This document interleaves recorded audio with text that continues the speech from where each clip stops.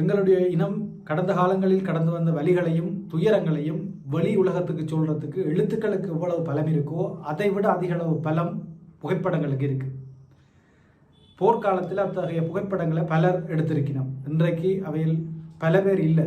ஆனால் குறிப்பிட்டு சொல்கிற அளவுக்கு சில பேர் அந்த வேலைகளை இன்றைக்கும் செய்து கொண்டிருக்கணும். போர்க்காலத்திலையும் சரி இப்பவும் சரி அந்த பணிகளை ஒளிப்படங்கள் கூடாக முன்னெடுத்து செல்றதுல பெரிய பங்கு வகிக்கிறார் அமர்தாஸ் அண்ணன் அவர்கள். சண்டை நேரத்தில் அவர் எடுத்த படங்கள் இன்றைக்கும் பேசுபொருளாக இருக்கு. எங்களுடைய அவலங்களை வெளி உலகத்துக்கு சொல்லக்கூடியதாக இருக்கு.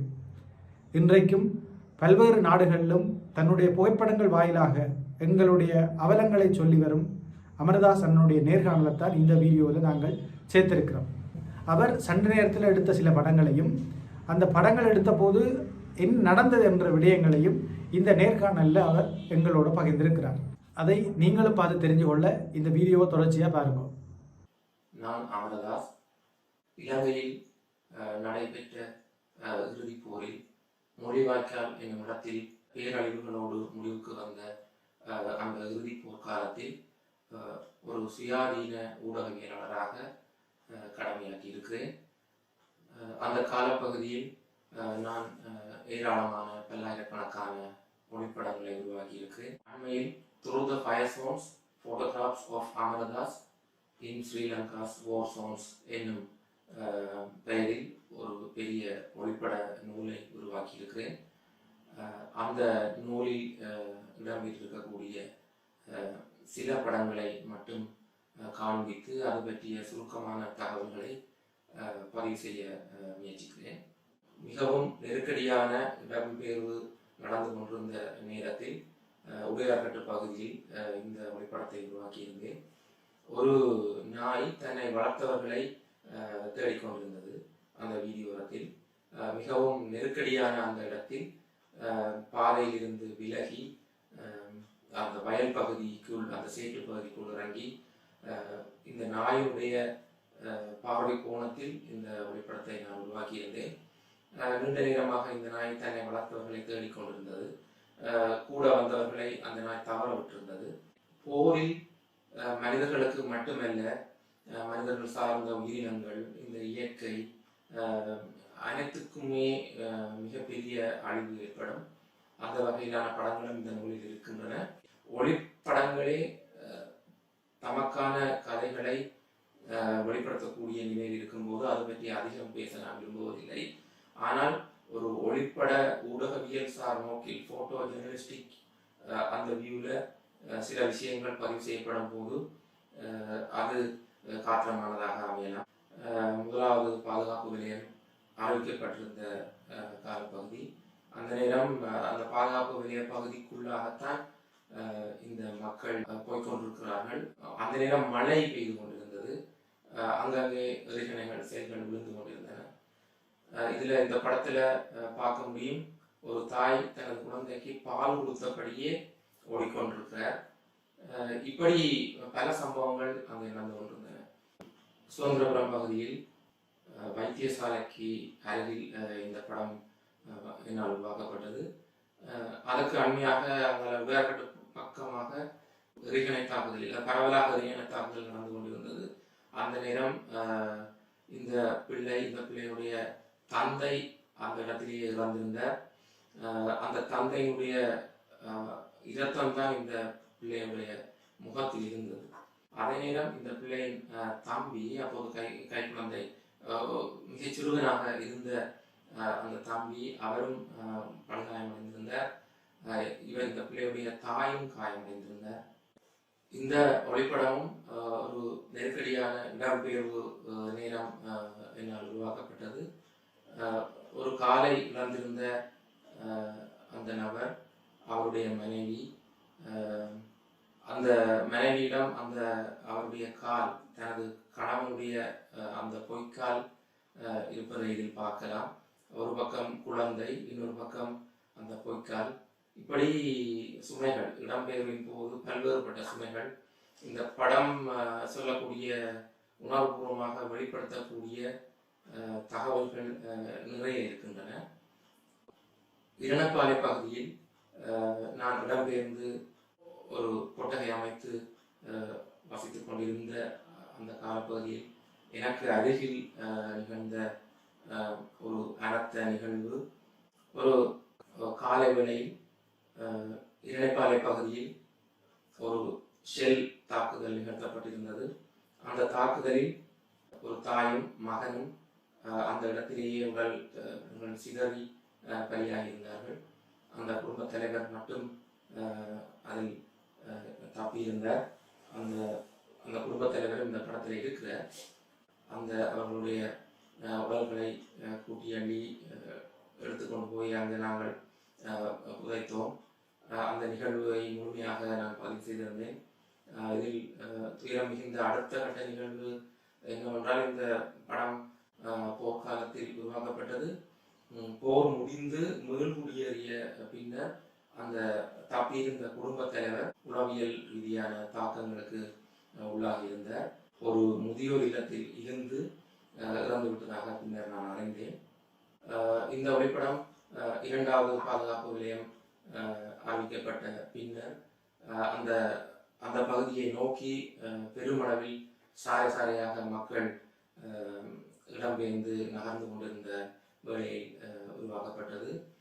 இந்த நேரத்தில் நான் நிறைய ஒளிப்படங்களை உருவாக்கியிருந்தேன்.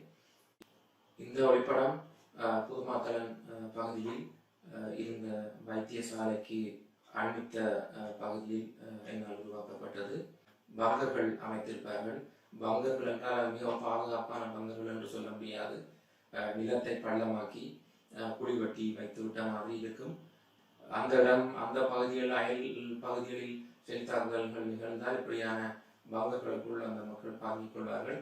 அப்படி ஒரு சந்தர்ப்பத்தில் இந்த ஒளிப்படத்தை நான் உருவாக்கியிருந்தேன். இந்த ஒளிப்படம் வலையமடம் தேவாலய பகுதியில் என்னால் உருவாக்கப்பட்டது.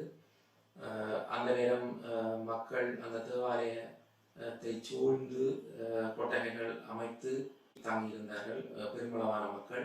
இதில் இந்த படத்தினுடைய முன்பகுதியில் பார்க்க முடியும். அதில் இருக்கக்கூடிய ஒரு பெண் செயற்கை கால் பொருத்தப்பட்ட நிலையில் இருக்கிறார். இன்னொருவர் ஒரு கால் பாதிக்கப்பட்டவராக இருக்கிறார். தூரத்தில் இடையில் ஒரு சக்கர நாற்காலியை நீங்கள் பார்க்க முடியும். பலவேறு வகையாக பாதிக்கப்பட்ட மக்கள் ஒரு ஒரு ஃப்ரேமுக்குள்ள இருக்கிறத நீங்கள் இந்த படத்தில் பார்க்க முடியும். முள்ளிவாய்க்கால் பகுதியில் வைத்தியசாலை பகுதிக்கு ஒரு செல் தாக்குதலில் பாதிக்கப்பட்டு வந்திருந்த ஒரு குடும்பம். அந்த குடும்பத்தில் ஒரு பிள்ளை உயிரிழந்திருந்தார். அந்த பிள்ளை தாய் இந்த ஒளிப்படத்தில் இருப்பதை காணலாம். போர் முடிந்த பிறகு, மீள்குடியேறிய பிறகு அந்த தாய் தனது பிள்ளையை இழந்திருந்த அந்த துயரத்தில் மிகவும் தாக்கத்துக்குள்ளாக இருந்து அந்த துயரத்துடைய அந்த துயரத்தின் காரணமாகவே தற்கொலை செய்து கொண்டதாக நான் அறிந்தேன். இந்த ஒளிப்படத்தை நான் உருவாக்கிய போது எனது நெருங்கிய நண்பர் அருகில் இருந்தார். அவர்தான் இந்த பாதிக்கப்பட்ட இந்த குடும்பத்தை வைத்தியசாலை பகுதியை நோக்கி அழைத்து வந்திருந்தார். அவர் இந்த குடும்பத்துக்கு அருகில் அவருடைய ஊரிலேயே வசித்து வந்தவர். காயப்பட்ட மக்கள் வைத்திய வசதிகள் இன்றி இரத்த போக்கினாலே சாவடைய வேண்டிய சூழ்நிலைகள் நிறைய இருந்தன.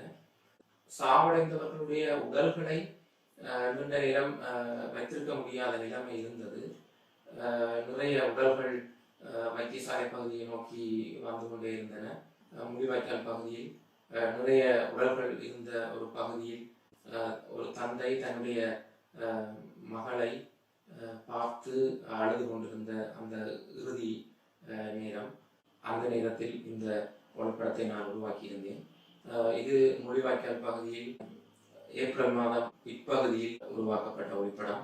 மக்களுக்கு கஞ்சி வழங்கப்பட்டு கொண்டிருந்த ஒரு காலப்பகுதி. அந்த கஞ்சி வழங்கப்பட்ட இடத்தில் இந்த ஒளிப்படத்தை நான் உருவாக்கியிருந்தேன்.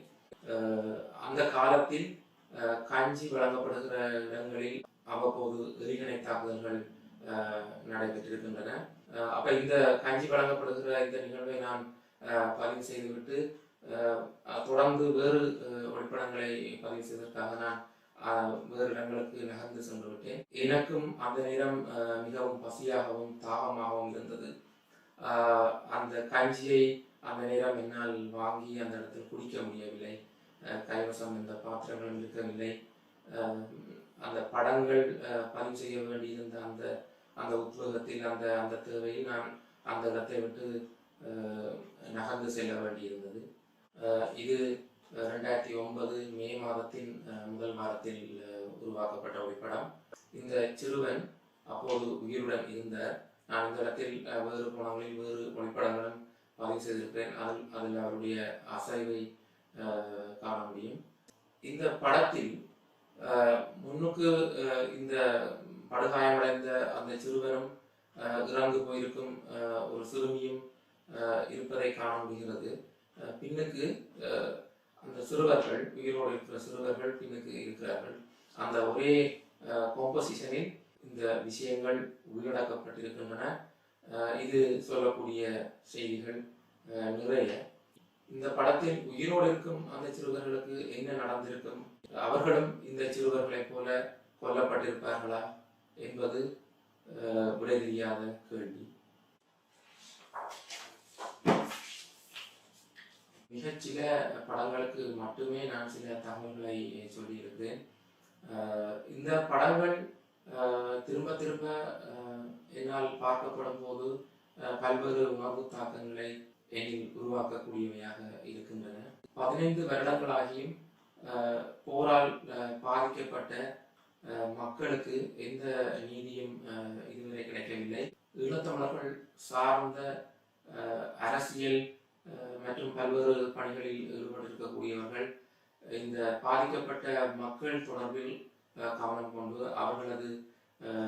அவர்களுக்கான நீதியை பெற்றுக்கொள்வதற்கு முயற்சி செய்ய வேண்டும் என்பது என்னுடைய வேண்டுதலாக இருக்கிறது. பல்வேறு வகையிலும் அங்கு போர்க்குற்றங்கள், மனித குலத்துக்கு எதிரான குற்றங்கள், இனப்படுகொலை சார் குற்றச்செயல்கள் நடந்திருக்கின்றன. இதை பற்றிய விசாரணைகள் மேற்கொள்ளப்பட வேண்டும். அதற்கு முடிந்தவர்கள் தம்மாலான பங்களிப்பை செய்ய முன்வர வேண்டும் என்பது என்னுடைய வேண்டுதல். இதுபோல பல விஷயங்களை, இனம் சார்ந்த விஷயங்களை நாங்கள் இந்த சேனலோடாக செய்து கொண்டிருக்கிறோம். எனவே எங்களுக்கு உங்களுடைய ஆதரவை தொடர்ந்து தாருங்கள்.